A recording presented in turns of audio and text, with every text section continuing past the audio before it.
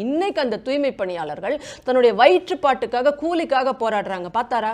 எங்க இருந்தாரு? கூலி படம் பார்த்துட்டு இருந்தார். நாங்க திமுகவை போல எடுத்தேன் கவிழ்த்தன் போற எதிர்க்கட்சியாக இருக்கும்போது ஆசிரியர்கள் சொன்னாங்கல்ல, இவர் இன்னைக்கு இருக்கக்கூடிய முதலமைச்சர் ஸ்டாலின் சிறந்த எதிர்க்கட்சி தலைவராக இருக்கத்தான் லாயக்கு. ஏன்னா வாக்குறுதிகளை அள்ளி வீசினார். எடப்பாடியார் முதலமைச்சராக இருக்கும்போது 33,000 போராட்டங்களை தூண்டி விட்டீங்க. ஆசிரியர்களை தூண்டி விட்டீங்க, போக்குவரத்து தொழிற்சாளர்களை தொழிலாளர்களை தூண்டி விட்டீங்க, செவிலியர்களை தூண்டி விட்டீங்க, மாணவர்களை தூண்டி விட்டீங்க, எல்லாரையும் தூண்டி விட்டீங்க. ஏன் நீங்க நீட்ல கூட அத்தனை பேரையும் அனிதா மரணத்துல போயிட்டு நீங்க நீட் ஒரே கையெழுத்துல இல்லாம பண்ணிடுவேன்னா அதுலயும் போய் அரசியல் பண்ணீங்க.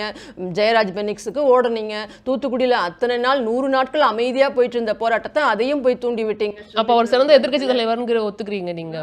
அதுதான், அவர் அதற்கு தான் லாயக்கு. என்ன பொய் வாக்குறுதிகள் கொடுத்தீங்க. இது எல்லாத்தையும் தாண்டி நான் தூய்மை பணியாளர்கள் போராட்டத்துல உட்காந்துக்கிட்டார். போன முறை போயிட்டு எல்லாம் செய்திருவேன். நாங்க இருக்கும்போது இந்த போராட்டங்களை எல்லாம் தாண்டி எல்லாருக்கும் போய் உங்களுக்கு நான் அந்த அலவன்ஸை கொடுத்துருவேன், பழைய ஓய்வூதியத்தை கொடுத்துருவேன், நான் உங்களுக்கு ஆசிரியர்களுக்கு எல்லாத்தையும் கொடுத்துருவேன். என்னென்ன கேட்குறாங்களோ அத்தனையும் டிக் டிக் டிக்னு பெண் வச்சுட்டு போட்டு வந்துட்டீங்க. போயிட்டாங்க, போய் உட்காந்து நடுவில் உட்காந்துட்டு பேசிட்டு வந்தீங்க.